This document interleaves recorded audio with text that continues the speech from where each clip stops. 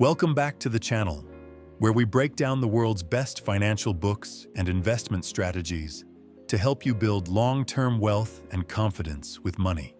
Today, we're diving into part 1 of our in-depth summary of The Psychology of Money by Morgan Housel, a timeless classic that redefines the way we think about wealth, success, and decision-making. Let's get started. Chapter 1. No one's crazy. The book begins with a powerful insight. No one's crazy when it comes to money. Everyone makes financial decisions based on their own life experiences, their upbringing, culture, values, and past wins or losses. Someone who grew up in poverty sees money as security. Someone who watched their parents lose everything in a recession fears the market. And someone who got rich during a bull market might think they're a genius. Housel reminds us that we all come to the table with different emotional baggage. It's not always about what's logical. It's about what feels right to us personally. So before you judge someone's financial choices, understand their context, and more importantly, understand your own. Chapter 2. Luck and Risk next. Housel tackles the idea of luck and risk, two forces that often define success and failure, yet are mostly out of our control. Think about Bill Gates. He was smart, driven, and visionary, but he was also one of the few students in America with access to a computer in the 1970s. That's luck.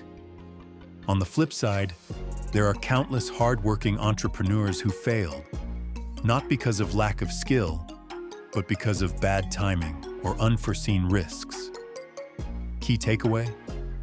Never judge outcomes without acknowledging luck and risk.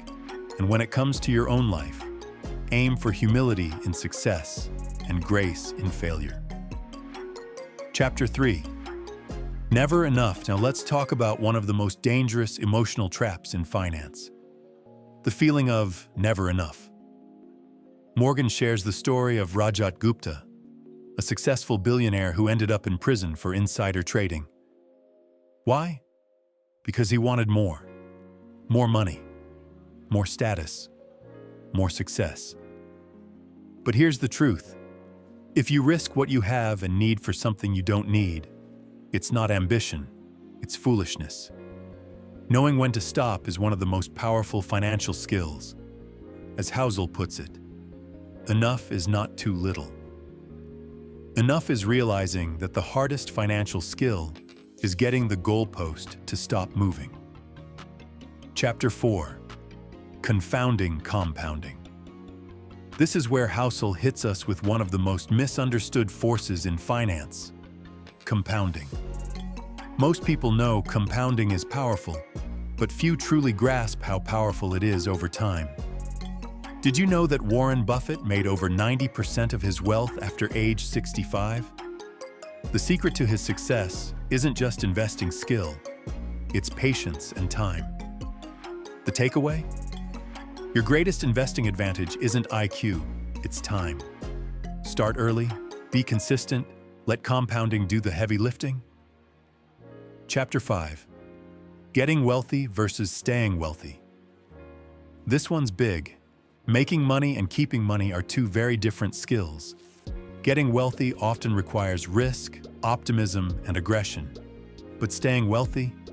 That takes humility, frugality, and fear. Morgan puts it simply, there are a million ways to get wealthy, but there's only one way to stay wealthy. Some combination of frugality and paranoia. It's not about being scared. It's about respecting risk and never assuming that today's success guarantees tomorrow's safety. Chapter 6. Tails, you win now.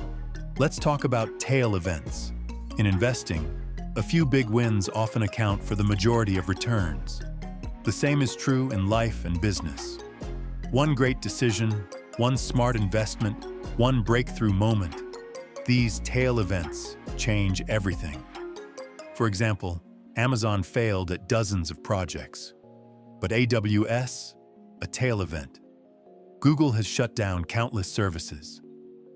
But search in YouTube? Tales. Don't judge every action in isolation. Understand that a few big wins will likely carry your portfolio, your career, and your life. Chapter 7. Freedom. Finally, one of the most underrated forms of wealth. Freedom. Morgan argues that real wealth isn't fancy cars or big houses. It's waking up and having control over your time. It's the ability to say no when you want. It's being free to do what you love, when you want, with the people you care about. If your financial strategy doesn't lead to more freedom, it's time to reevaluate. Because at the end of the day, money is a tool. Freedom is the goal. That wraps up part 1 of our deep dive into the psychology of money.